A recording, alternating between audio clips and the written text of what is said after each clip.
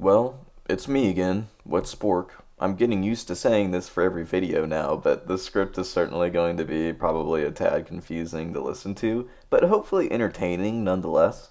And though I often criticize myself in this way, I think I have no choice but to accept it's simply a part of who I am and that I'm destined to make surface level philosophy slop in my free time. Oh, and before I get to the meat and potatoes of this video, I wanted to say that I decided it would be a good idea to walk to Walmart in the literal freezing rain to get a plastic bin I could use as a sled, and after 5 miles, I can say it probably wasn't worth it. Oh, and the power's out too.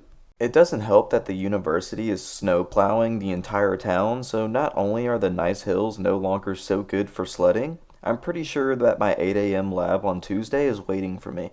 Either way, I wanted to try and utilize a little bit of introspection and general observation to try and articulate just why we love difficulty so much.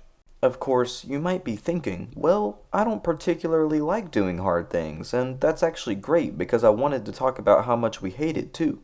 On those two topics though, I think I'll start with the latter because the answer is probably going to be pretty obvious. Well, the most blunt and obvious way to put it is that doing hard stuff is hard. Of course, there are other important factors that contribute to us wanting to avoid challenges when they come our way. I think that a relatively common and legitimate criticism can be made against the age of technology and social media, even if you're not a baby boomer.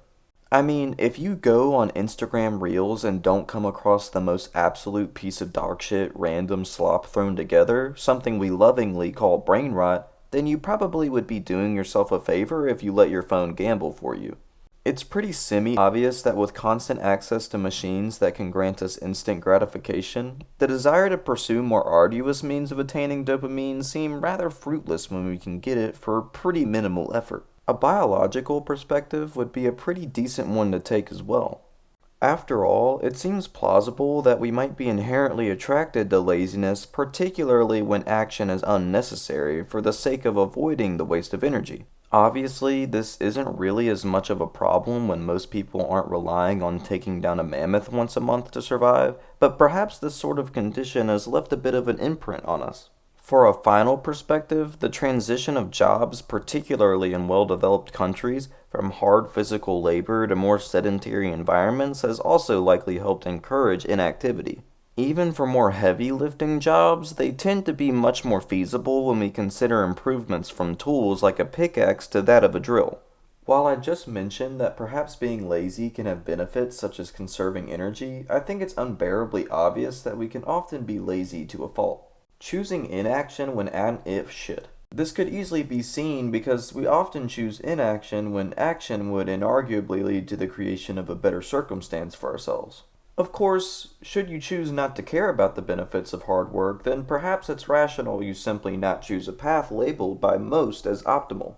It might also be said that inaction is comfortable and the benefits of facing difficulty can seem heavily insignificant when measured up against the potential danger and time required to pursue it. Either way, now we can talk about the more interesting counterpart, craving difficulty. Now, I'm going to go ahead and make it clear that there should be a distinction between those we'd say love difficulty and masochist. Although, I guess it sort of does come across as being not always a masochist but always a difficulty lover type of deal.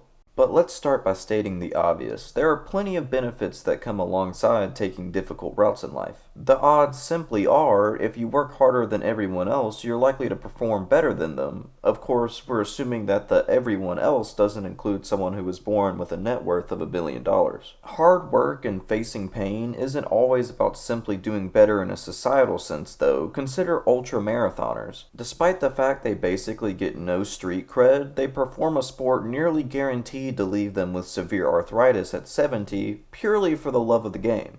Now, ultra runners aren't the average Joe, but they and their similar kin can't be ignored because it seems to me that their attraction to difficulty is different. It's not like ultra runners are the only ones who think like this either. We often see people getting into arguments with one another over who simply had it harder. Even though it shouldn't really matter who had a more annoying experience getting their package delivered, it usually reckons a little bickering anyway. Even in a general societal sense, we constantly praise modern sports stars and historical figures for their strong work ethics and achievements. Not admired simply for what they got at the end of it, but the sheer effort they could find in themselves to dedicate to their respective goals. So then it seems that maybe there's something special about difficulty itself, something so innate to difficulty alone that it can't be replaced by anything else in this world? Well, I'm probably going to have to say that that's bullshit as much as I'd love for that to be the case. I was going to talk for a tidbit here about myself with a little personal experience, but that's the last thing anyone wants to hear here, so I'm going to go ahead and jump to the point instead. Whether or not things like society's glorification of hard work or the legitimate benefits that come from it, I think that factors like these don't have to be the reason why people love the grind. After all, if you love the attention you get from doing hard work, then what comes after that? What makes the attention so attractive in the first place? Like, does it make you feel dominant or superior to others? Then what of that point? Why should being superior to others be attractive in the first place? Of course, this line of questioning goes on, but I'm simply making a point that everyone is likely gagging from hearing, but what much point is there in anything? The value of anything we ever do is only about as legitimate as the worth we assign to it. No matter if the worth we apply to something is an extension of someone else's will or not, it effectively becomes our own in tandem. I hope that with this sort of reasoning, it doesn't seem foolish of me to try and ordain that while there are legitimate reasons to like doing difficult things, there doesn't have to be anything to justify doing something difficult other than the fact that one simply wants to do something hard.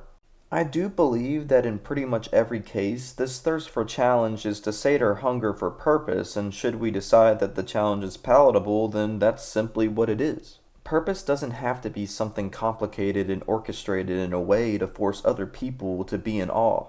Maybe this is what some of you want, but your own purpose is something to be decided by you only, and the methods which fulfill it are just as important or useless as you deem them to be. So if pushing until your internal engine combusts is what fulfills you, even if it doesn't bring you riches, fame, or bragging rights at the dinner table, then don't bother belittling the happiness you get from it with meaningless deliberation. I guess this goes for laziness too, for if it brings you fulfillment, then I can't really make myself call you irrational in the same sense either.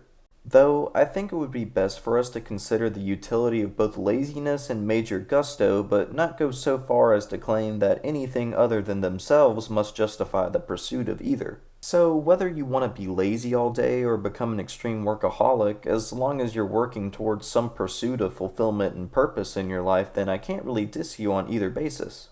Just consider the implications that either may have and if they'll steer your life in the direction which brings you the most happiness and purpose. Either way, that's about all I have to say for now, so have a good day, and somebody said that they liked it, so stay wet.